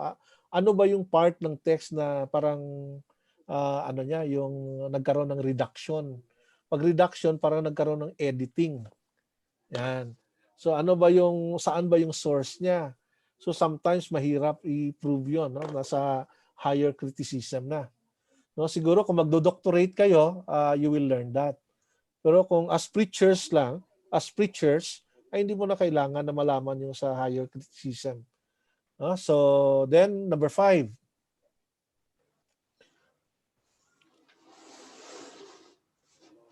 Number 5. Next. Yan. Ito pa, number 5. Pakibasa, Mark. Does the author discuss the historical background of the idea of the text at important places? Yan. So, dinidiscuss ba niya yung historical background? Kasi doon mo malalaman yung context eh. No? Kung bakit niya sinabi yung salita. Ano ba yung context? Okay, number 6. Next. Next po. Yan. Ito, pakibasa, Jeff. Does the author give bibliographic information so you can do further study if you wish? Yan. So mas maganda ito kapag ang commentary nagbibigay pa siya ng mga bibliography. Kasi nga hindi yung binigay niya doon, hindi niya personal ideas. Ibig sabihin, napag-aralan na rin yun. So may mga sources siya. No? Kaya maganda din yun. At least, sabi nga, you can study further. Okay, next. Okay, pakibasa daw si Noel.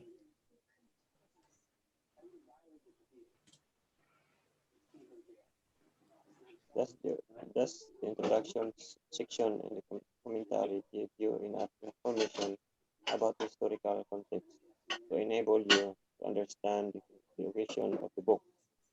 Okay, so there are commentaries. Nagbibigay sila ng ano, yung tawag namin doon, yung BRI, Basic Required Information. Meron siya doon, date of writing, then sa introduction section, who is the author, then merong ano doon, yung purpose of writing. Yan, meron na siyang mga information. So magandang commentary din yon. Kung every book na dinidiscuss niya, meron siyang introductory section. Yung nagbibigay siya ng BRI or Basic Required Information. Okay, so isa din yun na magandang commentary. Okay, next. Yan. So always remember this. Okay, so yung iba, pag nag-aral sila, commentary ka agad. No? So kaya dito, remember, okay, you do not begin your Bible study with a commentary. Okay, bakit? Bakit hindi dapat magsimula sa commentary? Hindi mo na maano. Bakit?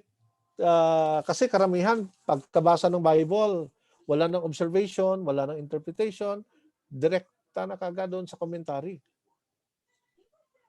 Meron nga akong estudyante, di ba, Pastor? Mas magagaling yung mga commentator kaysa sa atin. Paano kaya didiretso na lang tayo kaagad? Bakit bawal magsimula sa commentary? Ano sa palagay nyo?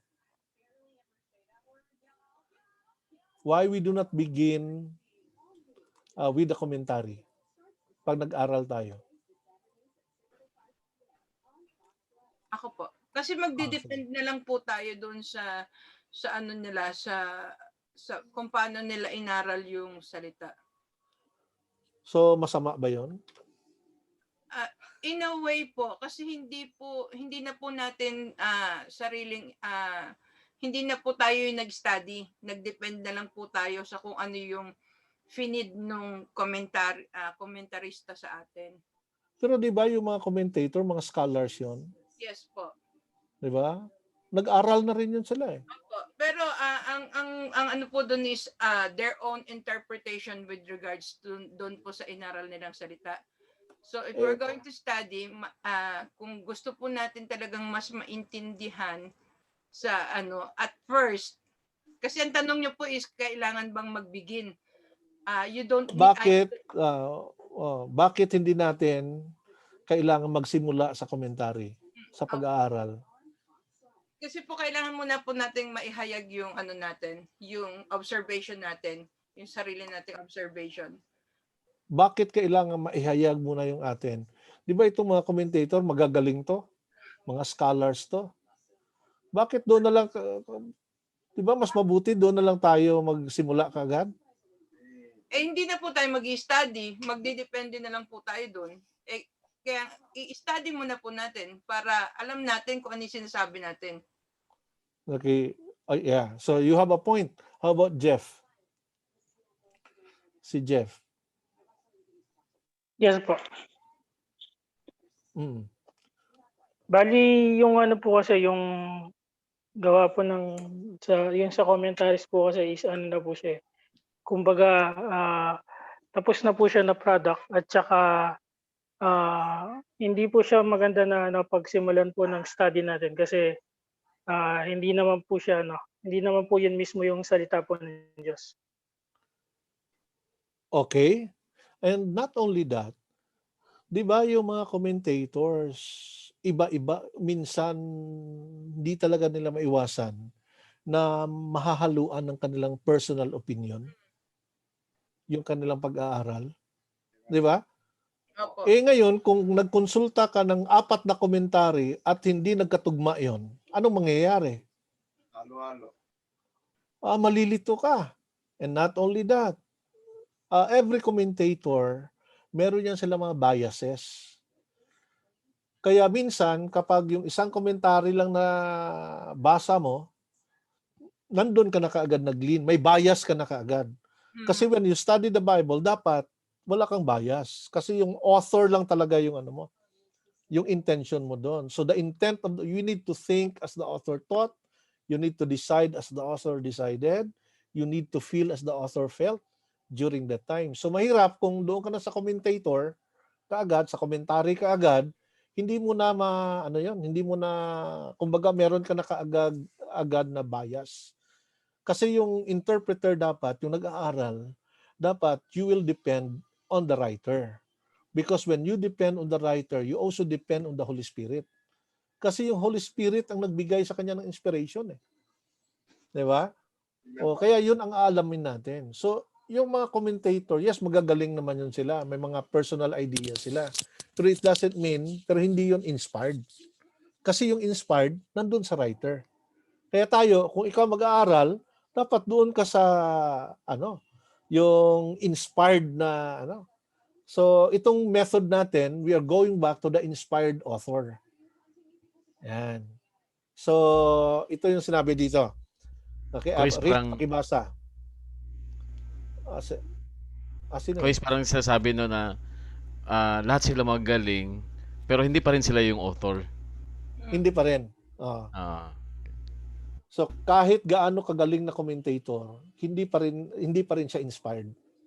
Kasi ang inspired lang yung writer. So kung mag-aaral ka, mas maganda doon ka sa inspired muna. So itong mga commentator na magagaling, ano na lang yan sila? Yung kumbaga for consultation. Yan. So actually, ang kagandahan nito, once natuto ka ng mag-aral ng ganitong method, you begin to judge the commentaries. Ang layo naman niya kasi hindi naman yun ang point ng author eh. Now you begin to see na yung difference between the author and the commentator. So sa consultation, yung goal mo doon is to compare yung pinag-aralan mo na ito yung ng author at ito yung sinabi ng commentator. Now you begin to pero mayroong commentator na nagtutugma siya doon sa author, malalaman mo ngayon. Diba? So ngayon, kung mag-start ka sa commentary, paano mo ngayon malalaman na yun ang idea ng author? Saka Pastor, it will not give you an opportunity to learn. Yes. It will not give you an opportunity to learn the basic or to understand the original thought by your understanding on it. Kasi parang magre-rely ka na lang po doon sa kung ano naman yung mga sinasabi nila ng mga commentaries. So sa katulad nga ng sabi nyo, doon ka na lang mapofocus sa kung ano man yung kung ang pagkakaintindi nila sa scripture po. So it will not give you the opportunity to learn and study by yourself. Yeah, totoo po yun. Mas marami po tayong matutunan the moment na bumalik po tayo doon sa author. Minsan nga, may narinig ako nag-preach. Then halos lahat ng preaching niya, puro lahat galing sa commentary. Now, ang tanong doon, di ba, when you preach, you need to preach the word of God? Yes, amen. Di ba? So, pag nag-preach ka, puro commentary yung pinreach mo doon, saan ang word of God doon? Unlike na, kung nag-aral ka, tiningnan mo yung original message ng author sa kanyang original audience, then doon mo ngayon malalaman ano ang message ni God. Kasi ang message ng writer, ng original writer, doon sa kanyang audience, yun ang message ni God. Kasi inspired yun eh. Kaya hindi mo makikita yung mensahe ng Diyos kapag doon ka dumiretso sa commentary. Okay? So, any addition pa? O dagdag? Kasi yung reason lang naman, kasi may mga difficult passages minsan. So that's why you need to consult yung commentaries, especially sa mga backgrounds. No, may mga scholars magagaling mag-research, no, yung especially yung behind the text or sometimes yung sa mga word studies. Siyempre tayo hindi ka naman expert sa Hebrew and Greek na language. No? So sila magagaling 'yon. Kaya sometimes nakakatulong 'yun sila. So yung commentaries is just a support, no, sa mga hindi mo naintindihan doon sa idea na sinasabi ng writer. Okay? Okay po? Any question? Yes. Rick. Regarding po doon, halimbawa sa mga commentaries na, siyempre po, hindi naman po ako, katulad ko, at kami mag-asawa, hindi naman po kami nag-aaral ng Hebrew language. Tapos may mga commentaries na nag-ano ng mga Hebrew words. Is it necessary po ba na ako sa akin na hindi ko naman alam yung word na yon, Hebrew siya, pero tapos nabasa ko sa commentary, ito pala yon. So is it advisable po ba na gamitin ko yon? Halimbawa, maglilid ako ng Bible study, gamitin ko yan o paano po? Okay. Sa Bible study po, iba na po yung ano mo, iba po yung approach natin sa Bible study. Kasi iba yung, like sa preaching, hindi lahat ng pinag-aralan mo dito, yung na-discover mo dito, sasabihin mo sa preaching mo. Or else hahaba ka. Yes. Baka matapos yung preaching mo, 2 oras. Usually naman yung preaching, di ba, nasa 30 to 45 minutes or the most siguro 1 hour. Pero kung sasabihin mo lahat yung pinag-aralan mo, yung Greek word nito, gano'n, nako, tatagal yung ano mo. Kasi nga, magkaiba po yun. Ituturo din po namin sa inyo yung Bible exposition. Kasi ito hermeneutics to eh. No, sa Bible exposition, meron tayong tinatawag how to teach and how to preach. Yan, paano mo ituturo yung napag-aralan mo at paano mo ituturo ay ipipreach yung napag-aralan mo. I-bridge mo na yun eh. Hindi lahat ng pinag-aralan mo ituro mo doon. Or else magiging boring po tayo. Unless na lang kung pastor yung tinuturuan natin. So sila medyo mas interested yan sila sa mga details. Pero kapag yung mga members natin, tuturuan mo ng details, naku, matutulog yon. Actually, kaming tinuruan noon nung hindi pa kami nagtuturo ng homiletics. Kasi umiba yung preaching ng mga pastors. Dati, may nagreklamo ng mga members niya sa amin. Pastor, nung dati, magaling pa mag-preach si pastor eh. Ngayon, ang tagal-tagal matapos. Nagreklamo kasi nga, pinreach niya yung pinag-aralan niya. Pero sinong sumulat nito, kailan sinulat ito, o bakit niya naku, sabi ko, hindi ganun ang preaching eh. So, kaya ituturo na din namin sa inyo yan. Ano lang yung dapat nyong ituturo when you begin to teach or to preach the Word of God. So, kasi meron tayong i-bridge eh. So, I don't know if we have time na magkaroon tayo pa tayo ng application mamaya, no, para makikita nyo bale saan yung preaching, saan yung study. Kasi ang goal mo dito sa study, sa interpretation is to understand, maintindihan. Pag naintindihan mo na yon, mai-apply mo sa buhay mo.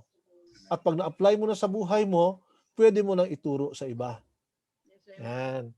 Okay? So ito yung ang goal natin. Okay, next slide. So ito yung mga tools na kailangan natin nagagamitin. No? So like for example,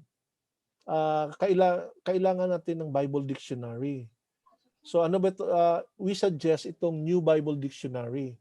Kasi nga marami tayong like for example, may mga pangalan minsan na na-mention doon, may mga lugar, may mga pangyayari, hindi natin alam. Pero dito, through the New Bible Dictionary, ito sinasuggest namin na maganda. Meron ding Baker's Bible Dictionary. So magkaiba ito sila sa Vines.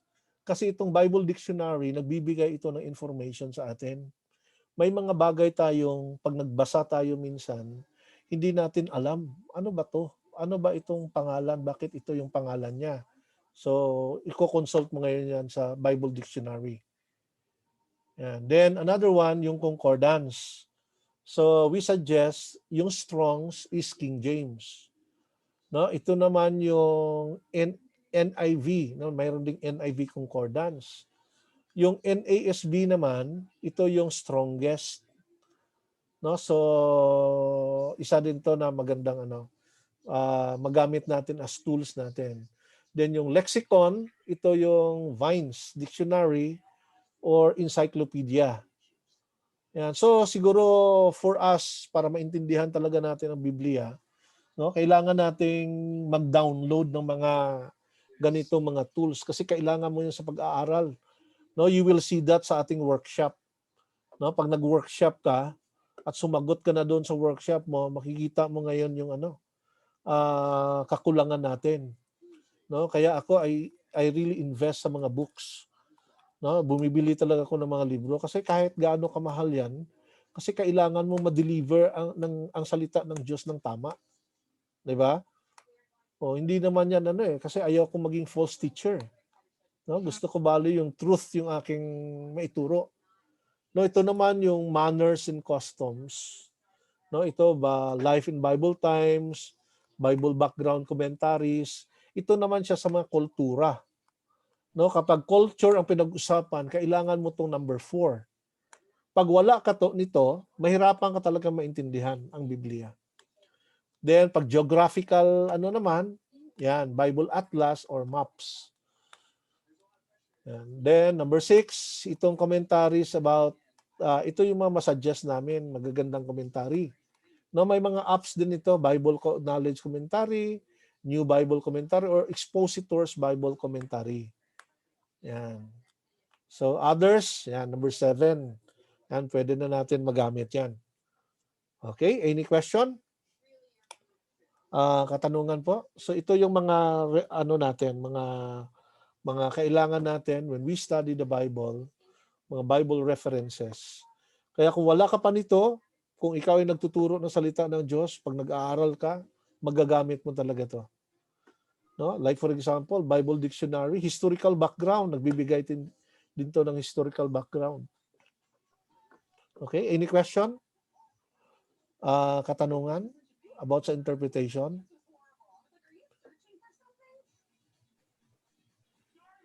Pastor, Yes. saan po kami pwedeng mag-avail ng Living by the Bible? Yung Living by the Book, meron tayong mayroong free na electronic. No, i-search mo lang, Google mo lang, free na na Living by the Book ni Howard Hendricks. Merong electronic niyan, pero kung gusto mo ng book, sa bookstore. Pero ewan ko, may bookstore ba dyan sa inyo? Meron po, kaya lang po wala dito po sa Amazon US po. Pero Kindle lang po siya, parang dina-download lang din po siya. Pwede din yon or pwede kang umorder sa Amazon ng hard copy. Meron naman silang hard copy. So, pwede ka namang umorder sa kanila pero medyo mahal ang shipment yata eh. Opo. Oo. So, isa yun. Anyway, dito sa Pilipinas kasi, mayroon na tayong may na-reproduce dito na local. Kaya mas cheaper yung price niya. Pero pag sa Amazon ka, pero mga yan, mga 1,000 plus yung isang copy niyan. So, pwede sa po Amazon. Mag-avail sa inyo. If ever. Malayo dito sa Pilipinas. Kung sakali may uuwi, halimbawa po. Pwede.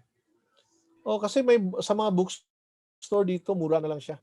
Mga 500 lang yata. 550. Kung dito sa kasi na-reproduce na ng ang nag-reproduce yung CLC. Nag-reproduce ng niya. Okay, any question about sa interpretation? Ngayon, sa interpretation, Batin po ko, Kois. Na-send ko na sa chat group natin dito sa Zoom yung Living by the Book na copy. Okay. So, okay na. Meron na pala. Maganda yun. Mas maganda kung gusto nyo malaman yung details itong lecture. Kung sa Zoom po. I-click lang i-click lang ninyo yan, magda-download yan. Oo. I-click mo na po ngayon. Pag i-click nyo yan, da-download yan. Oo. Dito po sa chat.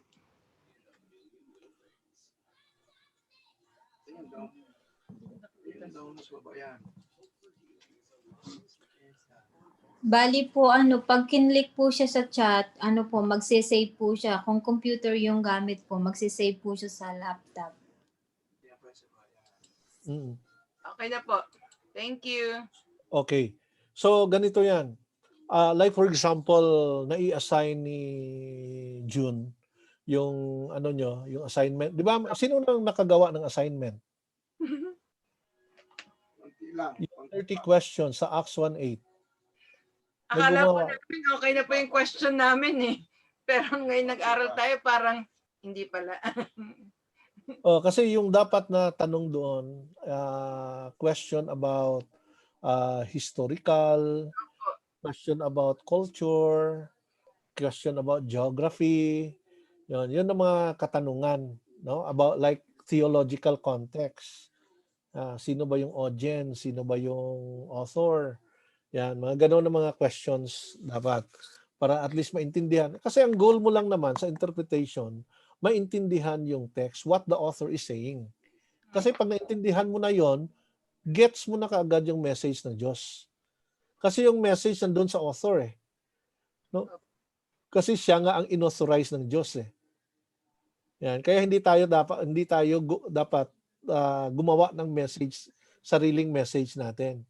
So based talaga tayo doon sa author. Kasi pag naintindihan mo na yon, that's the time na tayo pwede mag-apply.